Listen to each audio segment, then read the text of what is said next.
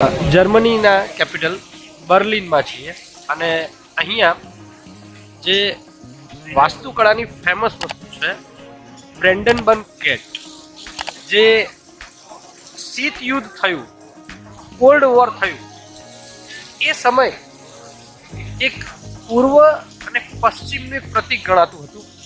એ બર્લિનમાં છીએ. બ્રેન્ડનબર્ગ ગેટ એ જ્યારે આપ બર્લિનમાં આવો, જ્યારે જર્મનીમાં આવો, ત્યારે મુલાકાતીઓની પ્રથમ પસંદગી હોય છે કે સૌ પ્રથમ બ્રેન્ડનબર્ગ ગેટ જોઈએ, જે 26 મીટર ઊંચો છે, જેને 65.5 મીટર પહોળો છે એ રહ્યો અને 11 મીટર ઊંડાઈ ધરાવે છે. તો આની બીજું કે આની બિલકુલ પાછળ, એટલે કે બ્રેન્ડનબર્ગ ગેટની બિલકુલ પાછળ એ બર્લિનની વિધાનસભા આવેલી છે. જોઈએ, આ છે બ્રેન્ડનબર્ગ ગેટ. એની આજુબાજુ છે અમેરિકન એમ્બેસી આવેલી છે, બહુ ભવ્ય હોટલો આવેલી છે કે ભાઈ કલ્પના અતીત વસ્તુ છે આ. અને આ એક જોવાલાયક સ્થળ છે. જે સમયે બર્લિનનું એકીકરણ થયું, જે સમયે બર્લિનની દિવાલ તોડવામાં આવી, એ સમયે આ એક પ્રતીક માનવામાં આવતું હતું. અને આ 6 સ્તંભો પર ઊભેલું છે, આપણે દેખાતું છે 6 સ્તંભ. અને મિત્રો, એક અદ્ભુત, એક નયનરમ્ય સ્થળ છે.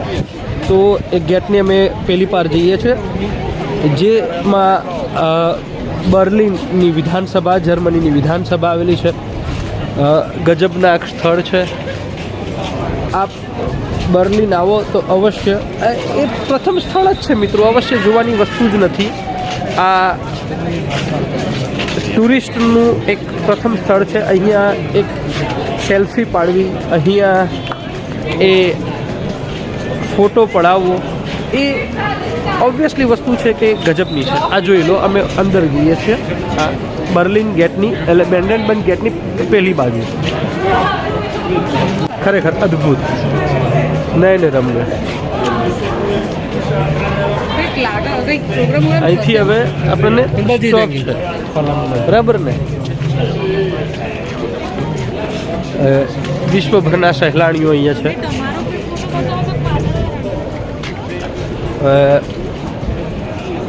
મિત્રો,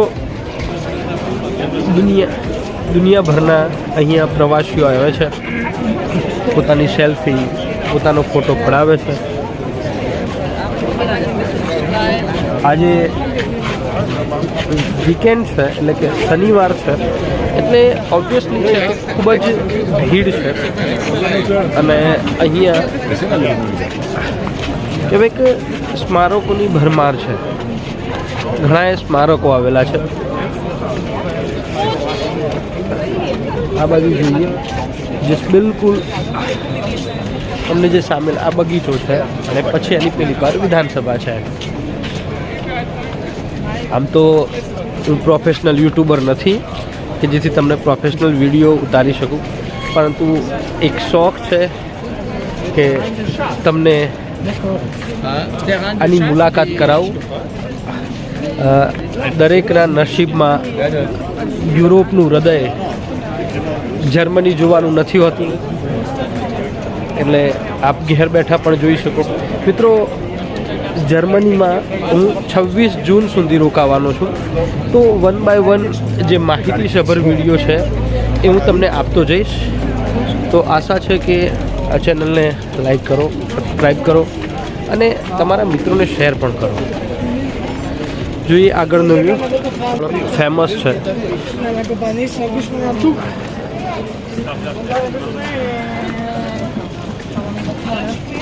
મિત્રો, અહીંયા જે આપણે ઉડીને આંખે વળગે ને એવી એક જે સ્થિતિ છે, સ્વચ્છતા છે. માને મને આવે એવી સ્વચ્છતા. મિત્રો, સ્વચ્છતા આમના લોહીમાં એટલા માટે વણાઈ ગઈ છે કે જો સહેજ પણ ગંદકી કરે છે અને પકડાય છે તો ગજબનો ફાઇન આવે છે. એટલે કે સ્વચ્છતા જબરજસ્તી છે અને પછી એ હેબિટ પડી ગઈ છે. કોઈ આ સામાન્ય વસ્તુ જરાય નથી મિત્રો. ભારતમાં પણ થઈ શકે મોટા ફાઇન રાખવા, ગજબના દંડ કરો અને પછી ઓટોમેટિક હેબિટમાં આવી જાય છે. અને હવે તો એ સ્વચ્છતા નાના બાળકો સુધી જતી રહી છે અને એનું શિક્ષણ પણ તમને મળી જાય છે. હા હા જો મિત્રો અહીંયા સ્ટેચ્યુ, આ સ્ટેચ્યુ નથી, આ કોઈ વ્યક્તિ છે અને આ વ્યક્તિ એ અહીંયા ભીખ માગવાની પણ એક પદ્ધતિ છે મિત્રો. એ ઓલરેડી પોતાની કળા પોતાની બતાવી અને આપણી જોડે પૈસા માગી રહ્યો છે. આ અહીંનું એક ફેમસ સ્કલ્પચર છે, એક મોન્યુમેન્ટ છે જે જોવાલાયક છે. અદ્ભુત, નયનરમ્ય. અહીંયા મિત્રો તમને આ ગેટની હિસ્ટ્રી તમને જાણવા માટે અહીંયા બધા એ જે એમના લેખો મૂકેલા છે એ લેખો હું તમને બતાવું. મારી સાથે જીયુ પણ છે. અમે અહીંયા 26 જૂન સુધી રોકાવાના છીએ. તો પ્રયત્ન રહેશે કે જર્મનીના સારા સારા જે સ્થળો છે, જે આપને જોવાલાયક સ્થળો છે, એની અમે માહિતી આપીએ. સાથે મિત્રો અમારો એક પ્લાન છે કે અહીંયા નજીકનો એક દેશ છે ચેક રિપબ્લિક, જેનું પાટનગર છે પ્રાગ, જે કે પ્રેમીઓસનું શહેર કહેવાય, કે થનગંતુ શહેર, એ જોવાનો પણ પ્લાન છે. આપ જાણતા જશો કે જ્યારે આપને કોઈ યુરોપિયન કન્ટ્રીના વિઝા મળે છે ત્યારે સેન્ઝેન વિઝા તરીકે ઓળખાય છે, જે યુરોપમાં આવેલા 29 દેશમાં આપ કોઈ પણ રોકટોક વગર ફરી શકો છો. તો અહીંથી તમે આપ પોલેન્ડ પણ જઈ શકો છો, તમે ચેક રિપબ્લિક જઈ શકો છો, ઓસ્ટ્રિયા જઈ શકો છો, ફિનલેન્ડ જઈ શકો છો, ગમે તે તમે જઈ શકો છો. ટૂંકમાં તમારી પાસે સેન્ઝેન વિઝા હોવા જોઈએ. તો અમે ફેમિલી સાથે અમને સેન્ઝેન વિઝા મળ્યા છે, જે ભાઈના આભારી છે. ભાઈ મારો જે નાનો બ્રધર છે એ અહીંયા પરમિનન્ટ રેસિડેન્ટ છે, એટલે વેકેશન છે તો ફેમિલી સાથે અમે ફરવા આવ્યા છીએ. મિત્રો એક અદ્ભુત પાર્લામેન્ટનો સામેથી વ્યૂ તમને બતાવું છે. જર્મન પાર્લામેન્ટ ન માની શકાય ને કલ્પી શકાય.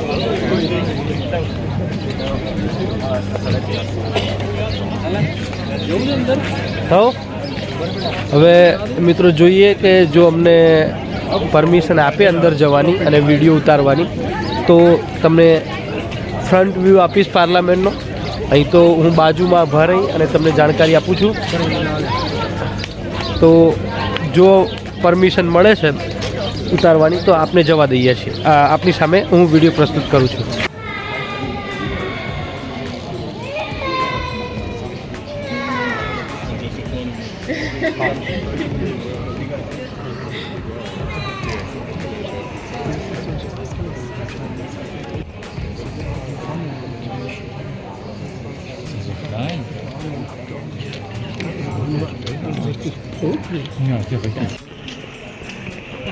हमें यहाँ पे वीडियो उतारने दिया है, वो तो पता नहीं हमें. ये दीवार पे कुछ लिखा हुआ है, पता नहीं चल रहा.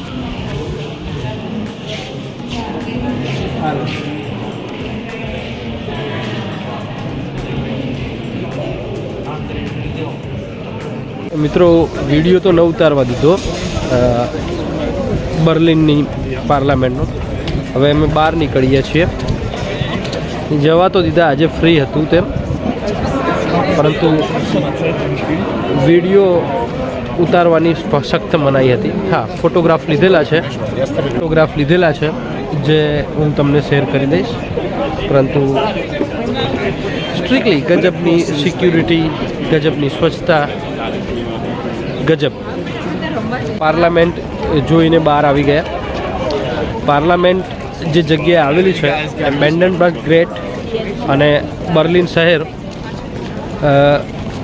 આજે ફ્રી છે. તમારે જોવું નહીં તો આમાં ટિકિટ હોય છે, ટિકિટ લાગતી હોય છે. પરંતુ આજે ફ્રી રાખેલ છે.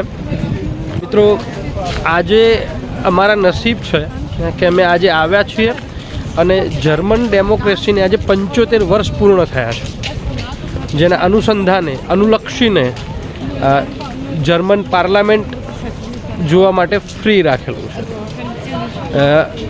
આમ તો જોવા ન મળે, પરંતુ નસીબ છે અમારા કે આજે અનાયાસે અમે આવ્યા અને પાર્લામેન્ટ જોવાનો અમને લાભો મળ્યો. અદ્ભુત.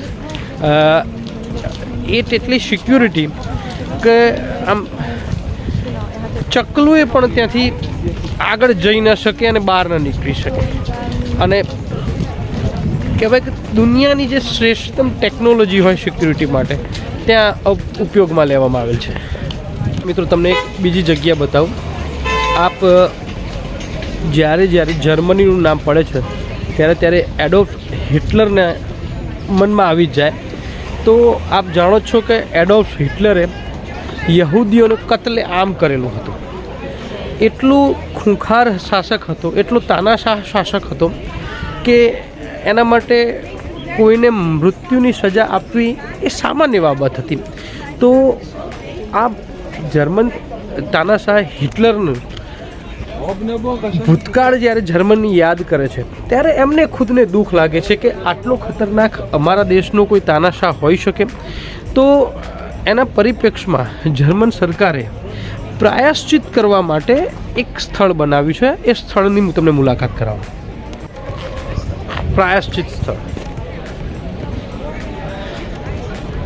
તમને માત્ર પથ્થર જ લાગશે, પરંતુ આ એડોલ્ફ હિટલરે જે યહૂદીઓનો કત્લેઆમ નરસંહાર કર્યો અને એની પ્રાયશ્ચિત રૂપે આ કરવામાં આવેલું છે. જોઈ લો.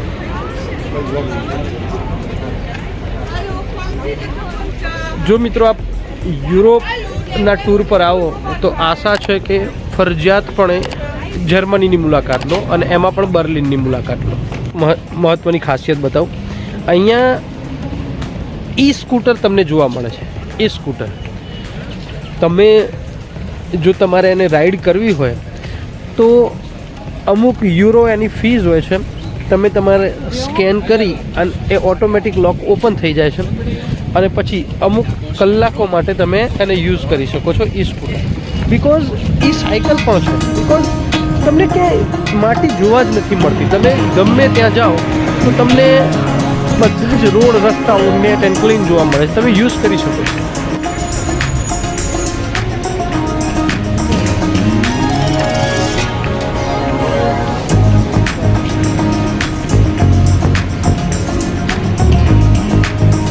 આ ટેક્સી છે. જાણીને નવાઈ લાગશે કે મર્સિડીઝ, ઓડી, BMW એ બધી ટેક્સી હોય છે. જો પેલી મર્સિડીઝ, અહીંયા મર્સિડીઝ, ઓડી, ટેસ્લા કોઈ નવાઈ જ નથી. દરેક વ્યક્તિ પાસે એક કાર હોય જ છે. ને પછી મિત્રો સાઉથ ઇન્ડિયન રેસ્ટોરન્ટ મળી છે, તો સાઉથ ઇન્ડિયન રેસ્ટોરન્ટના સ્વાદની પણ મજા લઈ લઈએ બર્લિનમાં.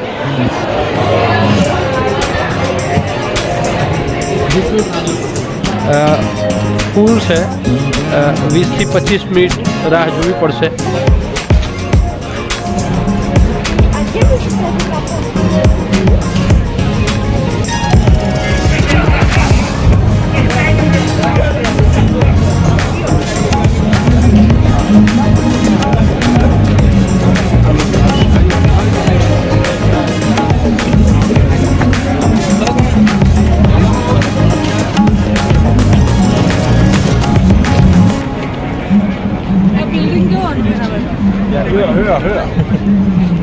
શું કહેવાય? બુર્જ ખલીફા જેવી લાગે.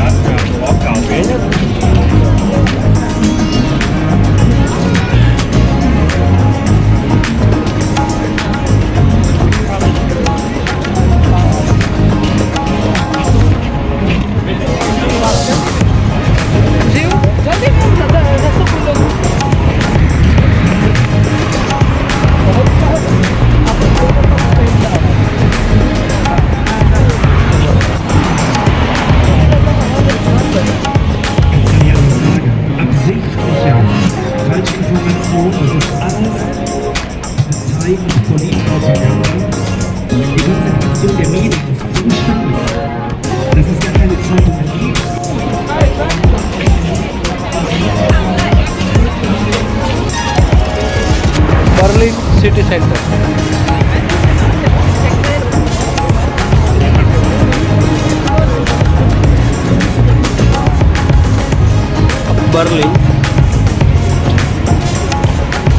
બર્લિનનો મોલ છે આ મિત્રો, જ્યાં તમારે કોઈ ખરીદી કરવી હોય, કંઈ લેવું હોય, બિલકુલ સિટી સેન્ટરની મધ્યમાં.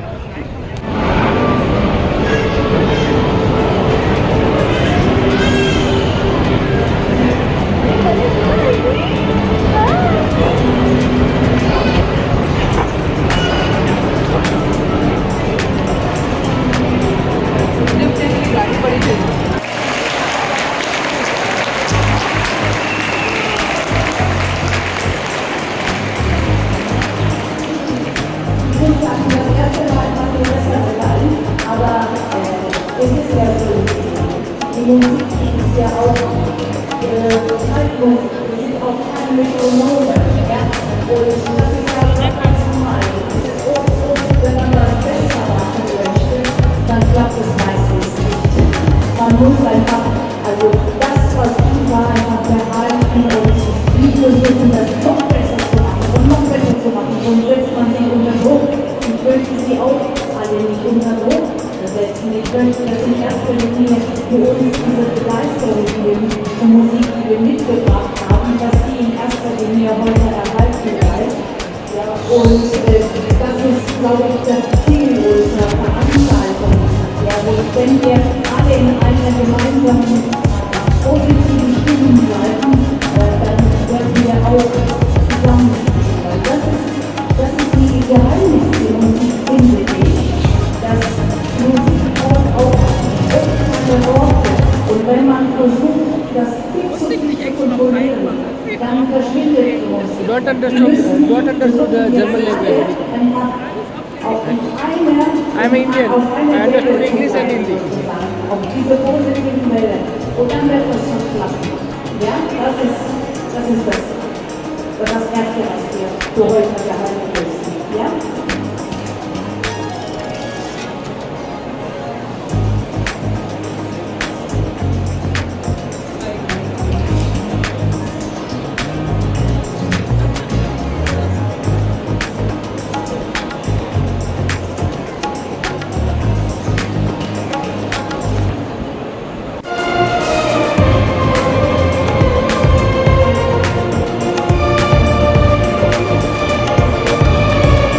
સંગીત સેરેમની છે અહીંયા.